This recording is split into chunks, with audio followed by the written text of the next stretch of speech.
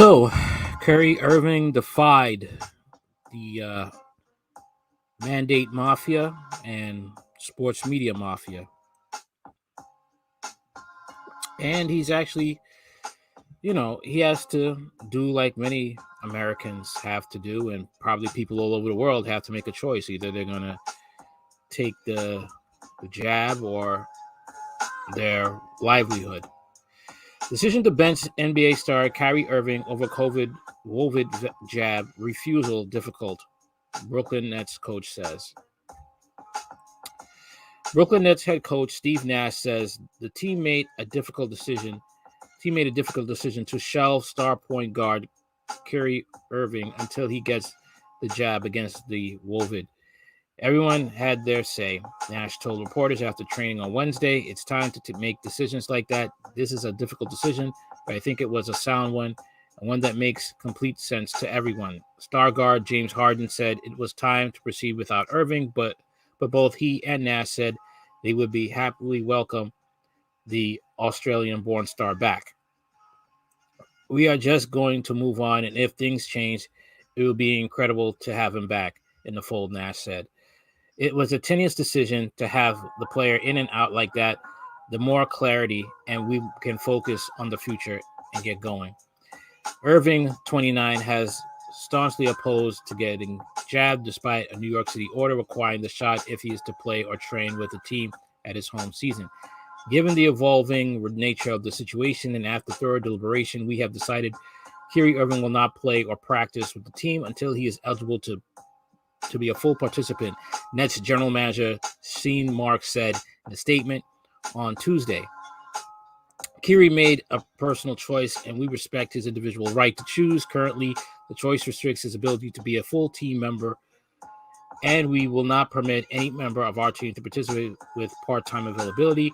Harden said he and star forward Kevin Durant talked with the personnel involved in the Irving decision, and that all parties saw eye to eye. Seeing Steve and me, KD, Kyrie, we all had conversations, Harden said. Kyrie believes in his beliefs, and he stands firm and strong on that. And for us, we respect it. We all love KY, but as far as us, we have to do our job. Individually, myself, I'm still wanting to set myself up for a championship, and I feel like the entire organization is on the same path. We are all in this as a collective unit. And that's who lost to the eventual NBA champions, Milwaukee Bucks, in the Eastern Conference semifinals last season, are scheduled to open the regular season away to the Bucks next week. New York COVID rules ban unvaccinated individuals from working in or attending events in many indoor spaces, including the entertainment and sporting venues. Similar rules are in place in San Francisco and will go into effect in Los Angeles on November 29th. Irving's stance could potentially cost him millions, although the Players Association could move to challenge any loss of salary over vaccination status. On Tuesday, Marks said Irving would not be paid for home games he missed while ineligible. The NBA is not forcing players to get vaccinated against the COVID, but it is going to withhold pay for any player who misses games due to local regulations. Irving is due US $3.53 million, $47.9 million this season in the third year of the 4-year US $136.5 million deal he signed in July 2019. Mark said the team's decision was not indicative of an impending trade. Irving, a 7-time All-Star, played in 54 season games for the Nets last season and averaged 26.9 points, 6.0 assists, and 4.8 rebounds. In 582 career games, all starts with the Cleveland Cavaliers, 2011 to 2017, Boston Celtics, 2017 to 2019, and Nets, he has averages of 22.8 points, 5.7 assists, and 3.8 rebounds. Now, the thing is about this, all right, they're trying to pressure everybody to do this. And people have made the decision that they should have the right whether to accept being jabbed or not. And it's unfair that you're pressuring people to do this. It's unfair because people should have a right to choose what they want to put in their bodies. And it's funny that, you know, where are the feminists? Where are they? Where are the feminists? My body, my choice, right? Can't they empathize with that? My body, my choice. Can't they empathize with that? You know? And people have a right to choose what they want to put in their body. They have a right to do so. They got a right to choose what they want to do with their bodies. And people are being pressured to make a decision between their salary to feed themselves or to take something that could or could not have an adverse effect.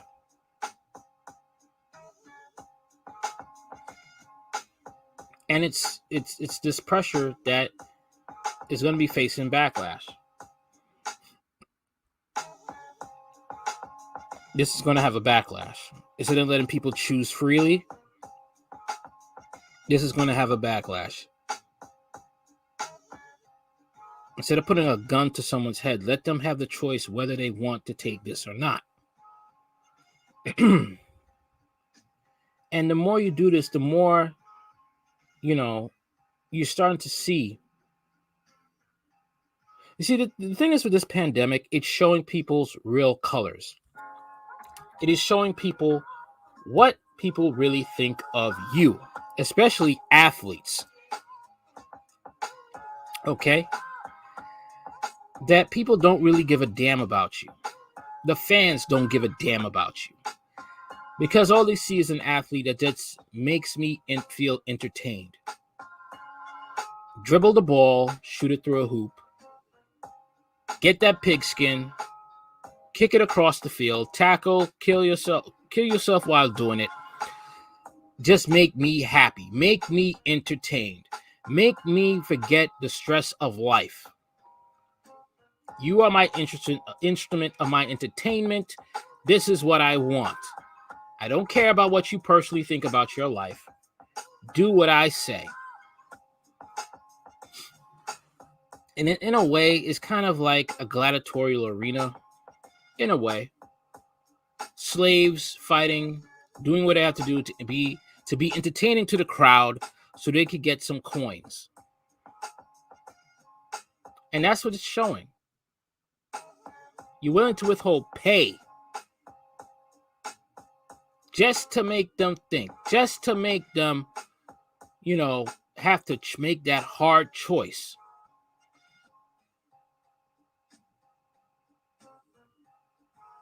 To feed themselves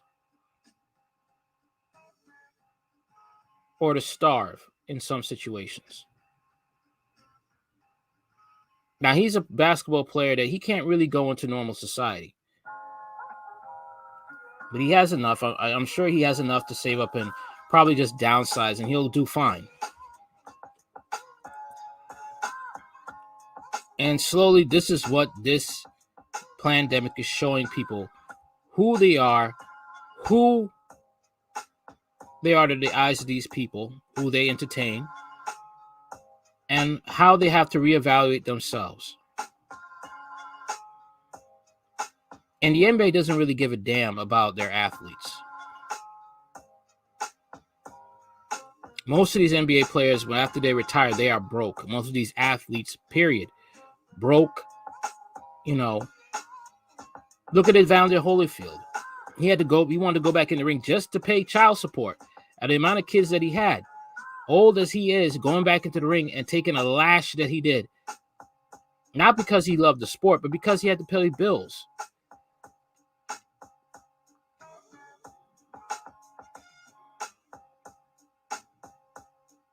I'm not trying to get off the fact of the jab, but you're starting to see that they don't care.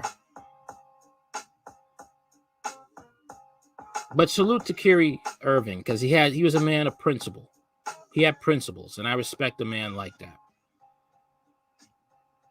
All right. Like, share, comment, subscribe. Hard Talk Radio, YouTube. Later.